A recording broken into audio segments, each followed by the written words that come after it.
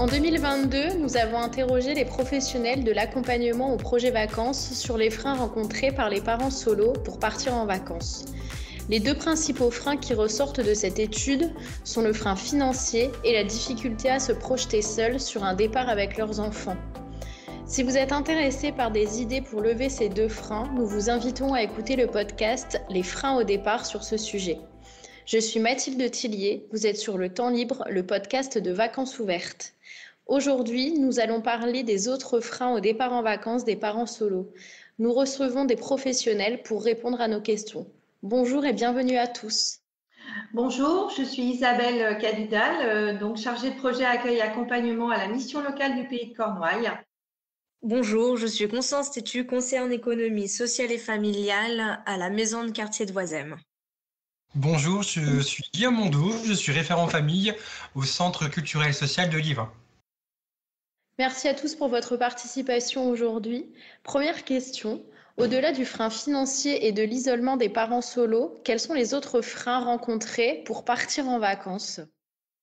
Généralement, ces familles cumulent plusieurs emplois ou avec les difficultés parfois de lecture, ont du mal à pouvoir anticiper les choses. Elles sont prises vraiment dans leur quotidien, au niveau de leur famille, à s'occuper de leurs enfants.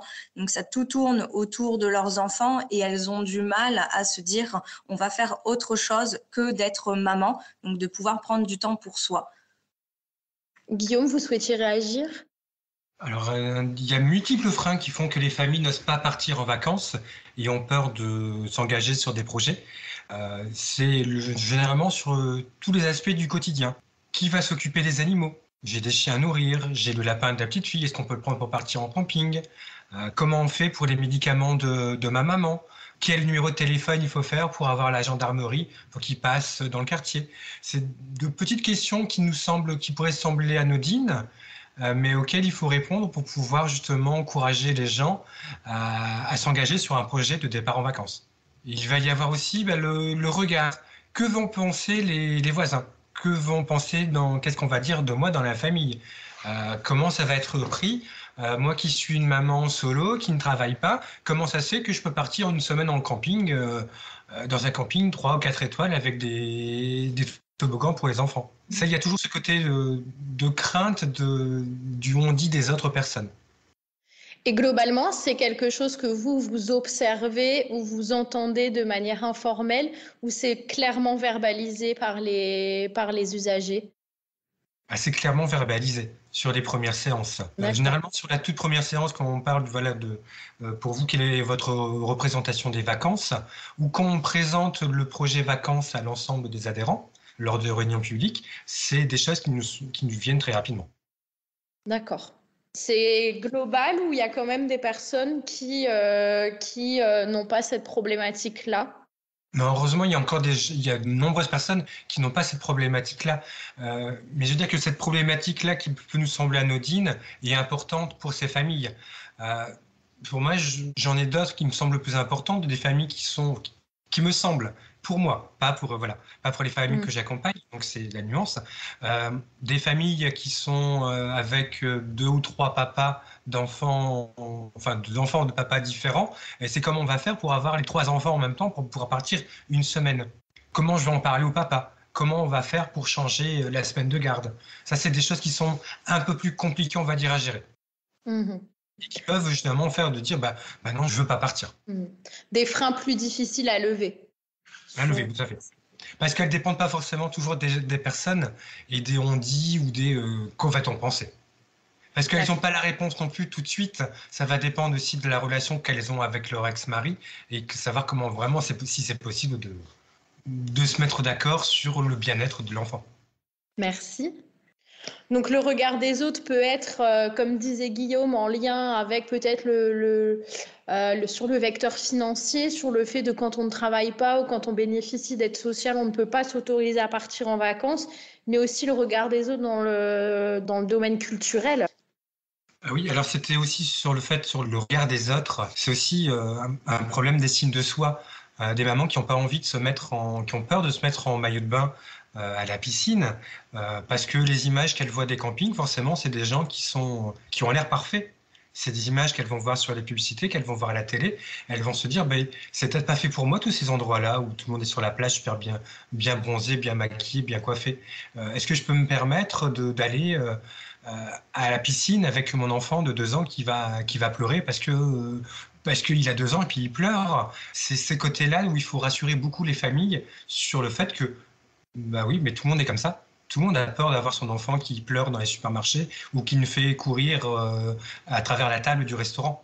Et voilà, c'est des petites choses qui font que les familles ne se projettent pas forcément sur le séjour au début. Peut-être sur l'image des vacances finalement, ou une image parfaite, donc que ce soit en termes d'organisation, en termes financiers, mais aussi comme vous dites, en termes d'image de soi, de son physique, de son, où on pourrait croire quand vous dites, quand on voit des publicités à la télé où on a l'impression que les gens sont parfaits en maillot de bain, toujours très bien coiffés, etc. Et une désacralisation peut-être du coup de cette image des vacances aussi. Isabelle, vous souhaitiez réagir aussi ? Je souhaitais intervenir par rapport au fait que nous avons un public en fait de 16-25 et que donc potentiellement les parents solos que nous accueillons sont pour la plupart des jeunes allocataires du RSA. Ou alors dans des formations qui sont inscrites dans des parcours de formation professionnelle avec des minimums d'indemnisation s'ils n'ouvrent pas le droit à l'allocation donc chômage. Ce qui fait qu'on est toujours dans cette ambivalence, c'est-à-dire entre l'insertion professionnelle à tout crin, qui est de plus en plus demandée d'ailleurs aux jeunes et moins jeunes, mais en tout cas aux jeunes, pour ma part, qui sont accueillis en mission locale, qui sont notamment allocataires du RSA, où on va leur demander un certain nombre d'heures effectives d'investissement dans des démarches professionnelles, des démarches sociales. Et c'est effectivement d'intégrer cette notion de départ en vacances qui peut être totalement une plus-value dans leur parcours. Et ça, c'est vraiment quelque chose qu'on va devoir absolument prendre à bras-le-corps dans les mois qui viennent, vu les directives aussi que nous recevons par rapport à l'accompagnement de ces publics qui sont bénéficiaires des minima en fait sociaux, mais jeunes, moins de 26 ans, accompagnés par les missions locales. Donc les vacances vont devoir prendre vraiment une place importante comme levier de leur insertion. Mais ce qui est intéressant, c'est que finalement, en partant d'un constat sur ce côté du regard des autres, etc., ça concerne tout le type de public finalement. Si je peux rajouter, au sein des missions locales, vous avez des équipes de chargés de relations entreprises, donc ils font un lien avec l'entreprise, le recrutement, etc., qui montrent énormément d'événements pour faciliter en fait l'insertion professionnelle des jeunes. Et donc, effectivement, d'avoir un discours, même entre professionnels, de la même structure et de pouvoir affirmer que, effectivement, de travailler avec des jeunes qui ont des enfants dans un projet de départ en vacances d'une semaine va être un excellent moyen pour rentrer dans une dynamique professionnelle future. C'est pas forcément facile tout de suite à faire entendre, même à des collègues qui, eux, sont sur un autre volet professionnel. Donc, en fait, en mission locale, j'ai envie de dire, la nécessité de travailler à la fois sur imprégner, en fait, la structure de l'intérêt d'aider à la préparation de séjours vacances pour des jeunes parents solos, et à la fois travailler avec ce même public sur le regard qu'ils peuvent avoir sur un intérêt de partir en vacances, quand bien même, pour l'instant, ils ne sont pas en activité professionnelle. D'accord. Eh bien, merci beaucoup.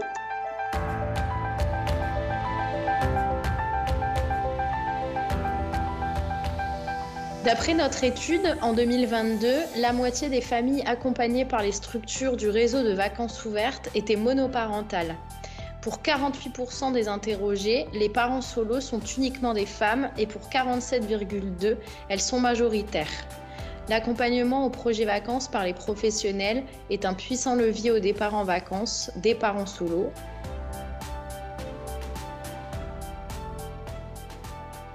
Donc, deuxième question. Pour lever ces freins au départ, les professionnels de l'action sociale et de l'animation socioculturelle parlent d'un discours. Quel va être le vôtre?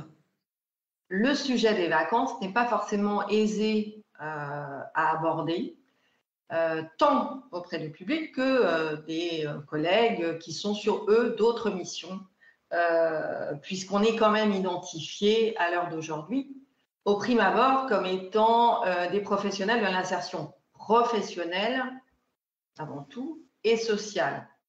Alors, pour nous, dans l'accompagnement de ces jeunes de moins de 26 ans qui peuvent rentrer dans ces départs de vacances en famille monoparentale avec un ou plusieurs enfants, il va s'agir de travailler en amont avec eux sur effectivement la notion de vacances, sur déconstruire quelquefois des discours qu'ils ont entendus dans leur propre famille, dans leur entourage, comme quoi t'as pas de boulot, tu pars pas en vacances, tu es sur une région touristique où il y a du travail principalement pendant l'été, donc tu ne vas pas partir en vacances.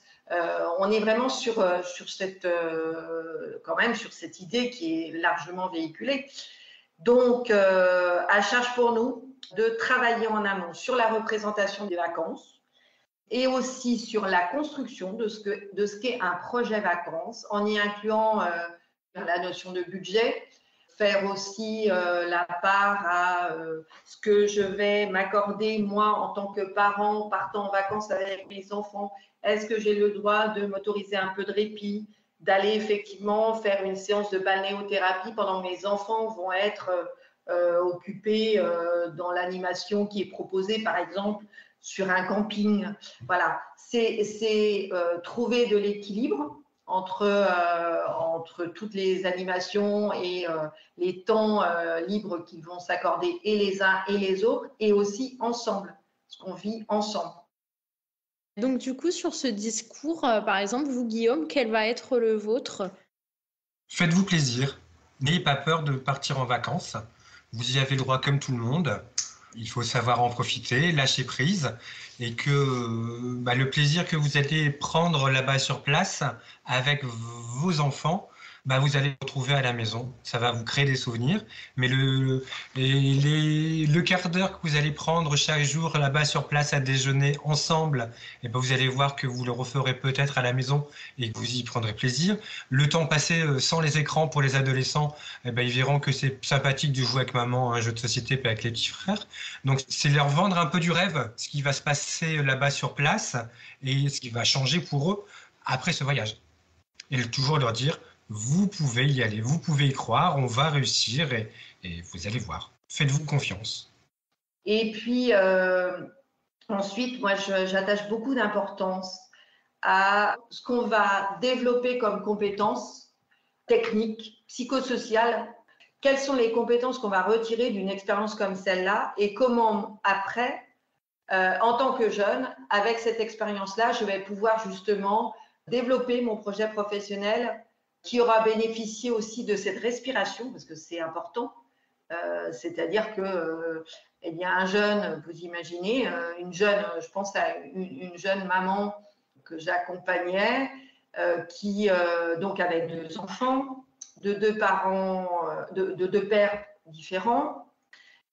Donc effectivement, il s'agissait de trouver un temps commun où elle aurait les 2 enfants en même temps, mais aussi c'est le discours familial qui était dans sa famille, qui était non, tu ne pars pas en vacances, qu'est-ce que vont dire, en fait, en gros, même qu'est-ce que va dire la famille au sens plus large du terme. Et donc, c'était de la rassurer, de lui donner des clés, de même associer d'autres professionnels. Moi, je me souviens très bien, j'avais associé une collègue aussi qui était, elle, spécifiquement référente des allocataires du RSA, et pour qu'elle ait aussi son discours, que donc ça la conforte en fait dans son idée, comme quoi partir en vacances, ça pouvait être possible pour elle. Et moi, personnellement, je dis que dans la société française telle qu'elle est aujourd'hui, le droit aux vacances est légitime pour tous et qu'il n'y a pas à dire j'ai du boulot, pas de boulot, je suis au RSA, donc je n'ai pas le droit, ou je suis dans des minima sociaux ou dans une situation un peu particulière personnellement, familialement. J'ai des enfants, eh ben ouais, mais en fait, qu'est-ce qui empêche? Non, le droit, c'est aussi ça, c'est une égalité, en fait, qu'on doit absolument faire valoir, je pense, aujourd'hui et peut-être encore plus aujourd'hui. Même sans partir très loin, forcément, mais découvrir, enfin, nous, on a la chance, enfin, mais comme sûrement, je ne vais pas être, vendre absolument la Bretagne, mais on habite dans un coin qui est assez magique aussi, avec des différences flagrantes de paysages, d'atmosphère, et que y a beaucoup de choses aussi à découvrir, quoi, sans forcément faire 1000 kilomètres. Ce qui rejoint ce qu'on disait sur la première question aussi, sur cette désacralisation des vacances aussi, le fait que partir en vacances, c'est pas forcément partir très loin et partir dans le sud de la France et pouvoir pas partir en bord de mer. Et ça peut être, c'est ce qui se passe aussi dans notre région Hauts-de-France. Tout à fait, on a la chance, nous, dans les Hauts-de-France, d'avoir tout nécessaire pour bien s'amuser, pas très loin de chez nous. Donc, on le rappelle aux familles, ce qui permet de baisser le coût du budget. Donc, c'est une chose qu'on fait par rapport à ça. Mais généralement, les familles veulent du dépaysement. Donc, ce qu'elles veulent voir, c'est ce qu'elles ne connaissent pas. Donc, c'est loin de chez nous.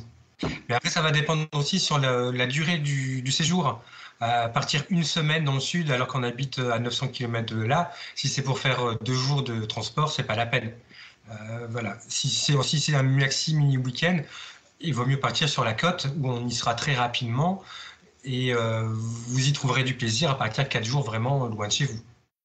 Et vous, Constance, est-ce que vous auriez un discours ou des exemples comme vos collègues à nous apporter aujourd'hui? Donc moi, au niveau du discours, je dis souvent aux familles, c'est que comme les autres collègues, c'est un droit. Elles ont le droit de partir en vacances. Elles ont aussi des aides pour pouvoir bénéficier de ce droit. Donc elles sont en droit de partir, mais aussi de demander ces aides. Elles ne doivent pas avoir peur de faire ces démarches-là. C'est justement pour les soutenir. Et si elles ont besoin aussi, nous, en tant que professionnels, on sera là pour les aider et les accompagner à aboutir leur démarche jusqu'au bout. Et les vacances, ça va leur permettre aussi de pouvoir souffler, de sortir de ce quotidien qu'elles ont généralement, le travail ou les démarches administratives, les rendez-vous pour les enfants, l'école. Ça va leur faire du bien à elles, mais aussi à leurs enfants.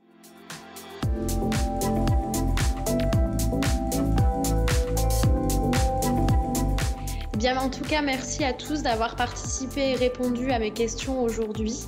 Merci également à la DRDFE des Hauts-de-France pour son soutien dans la réalisation de ce podcast. J'espère que ce 2e épisode du podcast de Vacances ouvertes, le temps libre, vous a plu et à bientôt pour de nouvelles aventures. Si vous avez envie d'approfondir ce sujet, vous trouverez toutes les références de ce podcast en description et d'autres ressources pour aller plus loin. Si vous avez aimé ce podcast, likez et partagez-le sans modération.